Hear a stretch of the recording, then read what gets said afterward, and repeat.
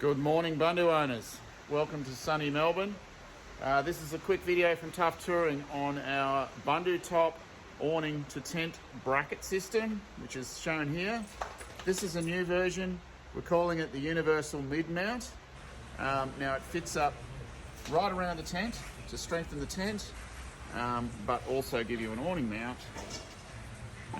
Now it's pre-drilled to accept these new large latches as well, which is great. If you're upgrading an old tent, you can certainly get those from most fastening stores.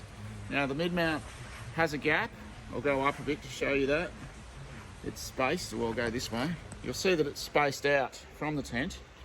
Now that is also that it's slotted here and here. So these gaps are 50mm apart, which accept AU cab awnings, Howling Moon and other variations which run a 4-bolt pattern.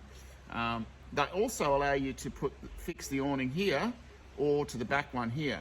And the purpose for that is when your awning swings around, your awning will come around much closer to the tent than previously possible. So, another reason these are spaced out is because the majority of awnings don't come with spaces. Your bolts are accessible from the back here, you can do them up. And this awning bracket is the stiffest that we've ever made. Now, stiff meaning less flex than your awning, which means less chance of it being destroyed in wind. You'll see that they're flush with the bottom of the tent. They sit from the base of the tent upwards. We call it a mid-mount because we also do the same brackets in an up mount for the taller customers or people with low vehicles, there's an example of it there. The back plate gives you another 60mm height.